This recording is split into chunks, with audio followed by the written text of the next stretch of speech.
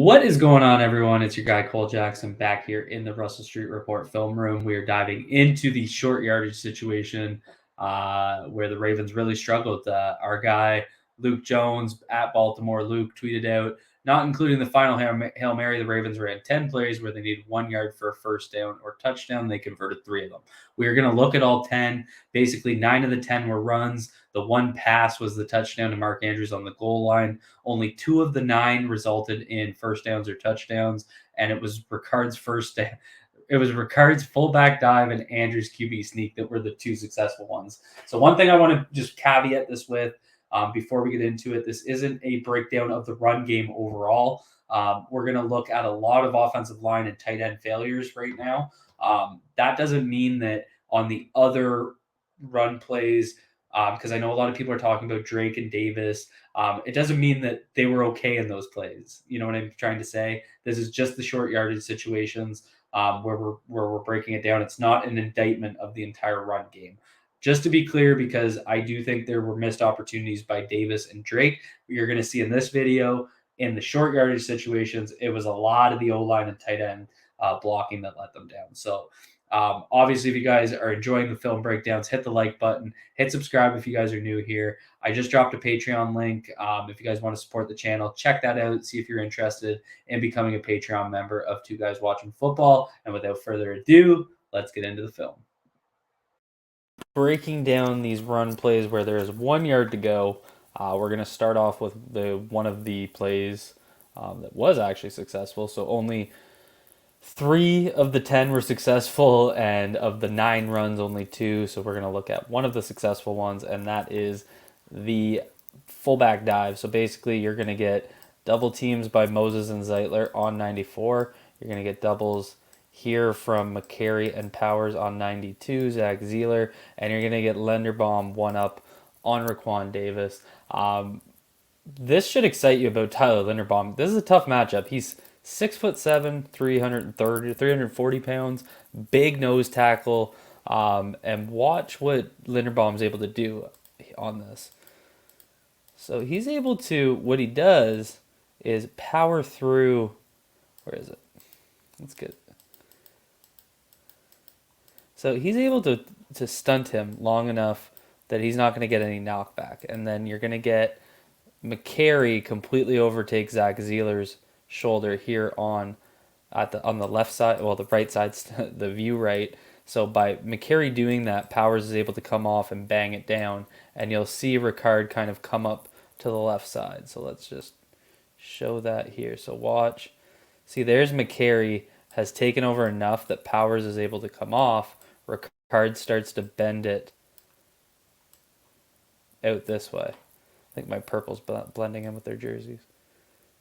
See? And he's going to basically go up there. But Linderbaum's ability to kind of stunt Davis and really get him with some movement is enough that it completely creates that leverage point for Powers to right there.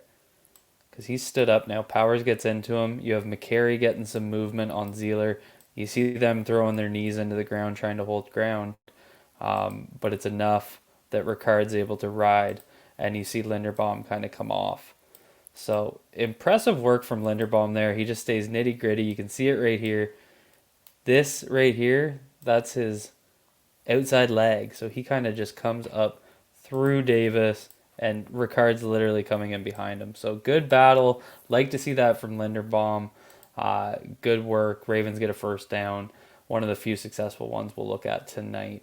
So that play was on the first drive. We're still on the first drive here. We're going to actually look at a bunch of these plays on the first drive because that's when they kept getting into these situations. So right now we are, in this one, we are 2nd and 1 on the Miami 37.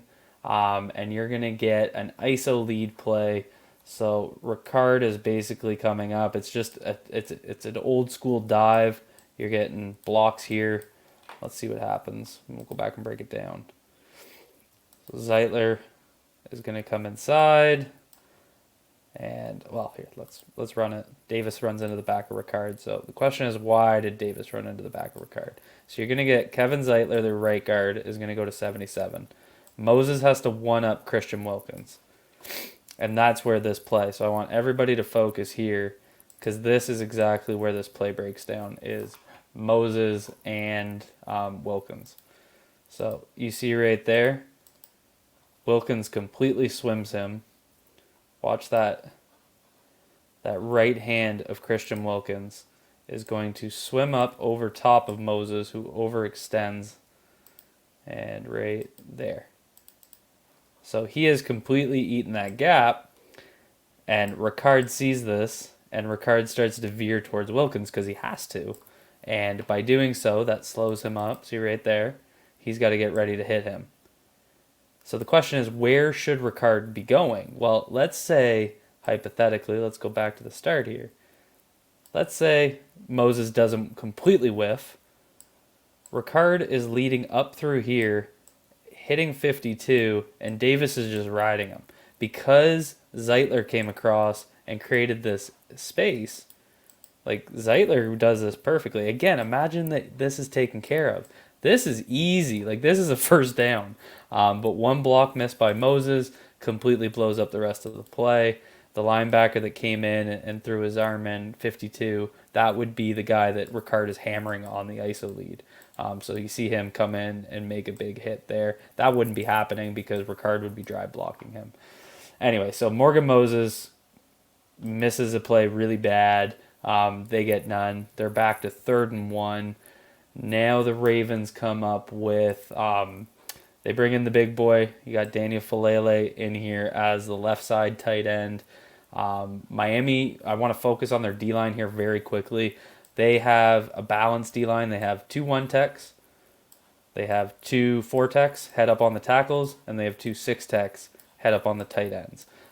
That's important because they use this line over and over again. And then they also have 2 wide 9s here. So they just used a balanced line. They're eating gaps. They're mugging every single gap. And I think it's important because we're going to talk about using power in these situations and what that does. So, and that's what they're going to run on this play. So you're going to get down blocks from everybody on the right side of the line. We've looked at this 100 times. Powers is going to pull. You're going to get Ricard going motion here and kick out 55, the defensive end, and then Powers is pulling through. So let's roll it, and then we'll break it. Let's wait for Ricard to motion here. So there goes the kick out man. He's kicking out 55. So a couple things happen here. So firstly, you are going to get... So you're getting a double team here from Oliver and Andrews on 91.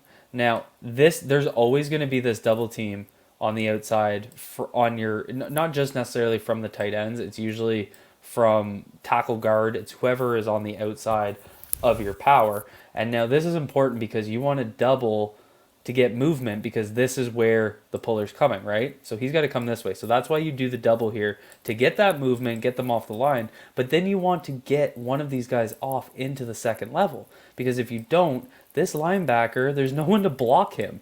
Ricard is coming to kick out this guy right here. That's what he's supposed to do. And Powers is supposed to be lead blocking right here. So one of these guys has to come off into the linebacker, who I believe is the Mike in this case. So let's go back here. So let's see. That's what's going on. Okay. So nobody does. So now they have 52 and 8 eating the gap for Powers. So Powers has to move 2 guys. And I mean, literally, they're stacked on top. 52 knew exactly what was going on. He basically is playing peekaboo. He's hiding behind Javon Holland so that he can pop out to wherever he needs to make this play. And 49 comes across as well. Who again, if one of them comes off this block, they could maybe take care of him. But they don't. They just ride the double team. Look, they're here. And you got 49 coming in to hit the ball carrier. You got Powers blocking 2 guys. I'm not sure you needed to double team this guy into oblivion. Not when there's free linebackers running. Also complicated in this play was... Who misses their block? Oh, Morgan Moses kind of gets jacked up a little bit. You can see right there, he doesn't get any movement on Davis. Davis gets the leverage. Didn't really matter. That's not why it happened, but just seeing him, he does get a nice finish there at the end. But you know, you want him to kind of seal off that outside shoulder and kind of get some more movement. So you see a failed power play. They come out here 4th and 1. They're going to motion Andrews across. They're going to motion Andrews under, and you're going to get this QB sneak. So, and again, what did we want to look at? Oh, we're going to see Linderbaum explode through Davis's body and really get the movement here because you don't have the A gaps mugged, right? They're empty right here. So Linderbaum just basically needs to ride Davis, and Andrews is going to follow him in. And you can see right there, Davis is down on his knee, but Linderbaum, look at that head. Like, that's just perfect leverage running through Davis. You can see, just like the last play, he's running right behind Linderbaum. So, you know, for an undersized center, he's still moving guys. He's creating space, all that good stuff. Now we get into, we're down on the goal line, right? So this is where things get messy. So we're going to be looking at a couple of these. So we are 2nd and 1 on the Miami 1 right now. The Ravens come aligned in the diamond formation. We've seen this quite a bit. So they got the diamond. They got a 7-man offensive line. Again, we see this Miami D-line, 1 techs, 2 4 techs, 2 6 techs. So again, balanced line, doing the same thing that we saw in the last play. And they're going to run essentially what is another type of ISO lead. So you're going to get, essentially these guys are supposed to pick up these edges coming in and just kind of seal them off. But the work is being done by the interior offensive line. Like, they just need to kind of make their blocks. And so you got daylight right here. Again, Zeitler comes off and really smashes Wilkins. You got Morgan Moses doing great work on Raquan Davis. This is that head across, that inside leverage you want to see. But what happens here? So let's go back and look. You're going to get Zach Zeeler, former Baltimore Raven, completely swim McCary, just like we saw Moses get swam, and Zeeler gets over here to disrupt this play. So right there, see? Blocking nobody, hand over. Zeeler's now free to get over here.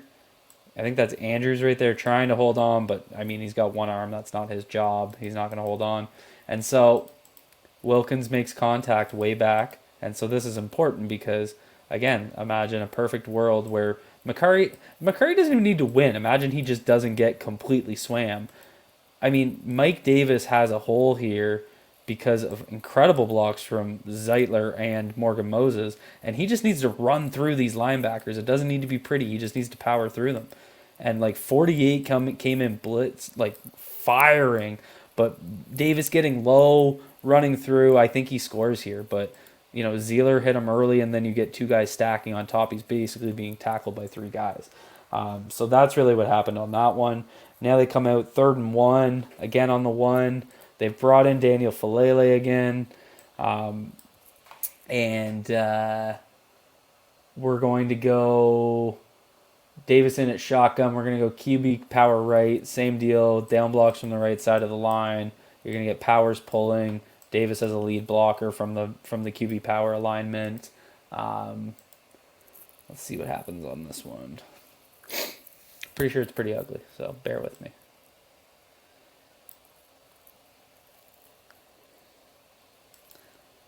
So basically, we're running into a similar issue. We have our 2 tight ends. Once again, nobody's coming off into a linebacker. So when they're doing this, you get these 2. You got 52 and 48, the same suspects. They're getting up and filling. Moses doesn't really take care of his man either. Powers basically has no one to block. Ricard's a little late on the kick out. But it's really, again, this linebacker is coming across and filling, and he's the one that hits Lamar. Where is he? Right there. So he just runs in unblocked. And so there's a gap here. If Oliver and Andrews aren't double teaming this player into oblivion, if one of them comes off and just gets a hand on him, you can only see his helmet here. But look, there he is right there. So Moses not necessarily winning didn't help. Again, he needs to have outside leverage. He needs his head on this side, but you also need this guy blocked. So they're stopped again. We get into 3rd and 1. The Ravens stay in heavy. I believe, yep, Falele is still in there. And this is the fumble. I'm not going to spend a whole lot of time on this. I think Lamar moved too early. You can kind of see it there. Like, it's kind of confusing to see it from this angle. It'd be better if we had the opposite end zone angle. But I think he started moving. Anyway, fumble, not good. It didn't really matter. You can watch this A-gap defender completely eats it anyway. Like, look, he's basically on top of Lamar. So he would have been going under to the left here. I mean, you can see right there, he had nowhere to go. So this wasn't working regardless. But they still went for the QB sneak that never seems to work. Now we are in. Let's get to this next one here. Oh, this is okay. So this, they come in at heavy. So you got Falele in here at tight end, and it looks like they're going to do something crazy again, just run some crazy power football. Notable thing is Likely's in here instead of Oliver, which I like seeing. I thought that might have been a bit of a tell to the defense, but they're just going to do a play action power, and nobody in the defensive backfield covers either Ricard or Andrews. And probably because, they ran the ball 3 times in a row on the last drive, but that's just an easy touchdown to Mark Andrews. So, wide open guys. This play is not as relevant. I don't want to spend too much time on it, but it was a fail and I wanted to show it. But this is the play right before Lamar splashed the 79-yarder. So it's, whatever at that point. So they're going to run some sort of trap. You're going to see Linderbaum pull out this way for the backside player. I haven't seen them run this before. So, look to a guy like Mike Crawford that's going to be charting these types of plays and knows a lot more about their run game than I do. So you see him kind of come off to go there. You see some confusion in the backfield because basically, is that Oliver? I think Oliver's coming across. Looks like completely surprised that nobody blocks 98. So they didn't know what to do there.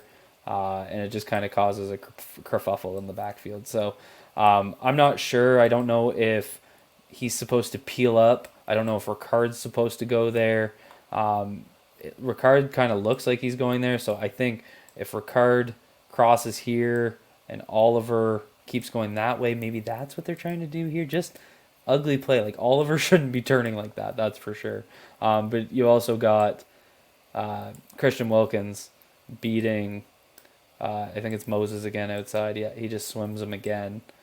And, he's getting into the backfield once again to make a play. So, not good blocks from Morgan Moses. And then this is probably the most critical play of the game. This is the 4th-and-1 in the 4th quarter during Miami's insane comeback. They decided to go for it in this territory. I don't necessarily blame them. I hated the play call. They're basically doing the same thing they were doing. They bring out their power formation.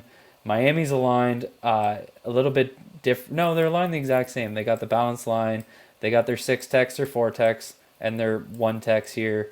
And they're going to basically motion Davis over, and then Andrews comes over, and they're just going to try and run QB power to the left. But what I want you guys to focus on is these 2 defensive linemen, because they knew this was coming, and I'll show you exactly why. So let's run it, and then I'll go back and break it down. You're going to see Andrews motion, and then there goes the QB power. So why do I think Miami's line knew this was coming? You are going to get swim moves. They're going to get swim moves to the outside from both of these guys. Right there. And that completely disrupts all of your down blocks, because now you should have McCary and Falele doubling into a linebacker here, like I've been talking about. But McCary ends up on the ground because he gets swam, and Falele ends up basically forklifting this guy because he takes on his hip because McCary got swam so bad. So then there's nobody to get into this linebacker who is basically who disrupts his play. He just runs in full steam ahead and gets into Lamar right there. So I mean the kick out blocks didn't work, but it was basically these two completely knowing what's going on and disrupting the combo blocks from Falele and McCary. You don't get into level 2. I mean, basically, if you can get Falele peeling off here, you got your kick out block going this way. Andrews is kind of your lead blocker. You also have Zeitler pulling. You got numbers in that case, but because nobody gets this linebacker, Andrews has to take him early. Zeitler can't get out wide enough because he eats that gap so hard. Just an absolute mess. So I mean, Miami knew this was coming, and they did it anyway. So let's go wrap it up. So I mean, there you have it, folks. Obviously, again, I want to make it really clear. This doesn't mean the running backs are exonerated in all of this, but I think you can see the same type of failures we saw last week happening this week. And it's something they got to clean up to get the run game going, especially in short yardage situations. I'll probably do another video that looks at the running backs and some of their plays where they could do things a little bit better, and where maybe J.K. Dobbins coming back healthy could make a difference. So that's all I have for you guys. Like I said, hit that like button, check out the Patreon, hit subscribe if you guys are new here. Be good to yourselves, be good to each other. Peace out.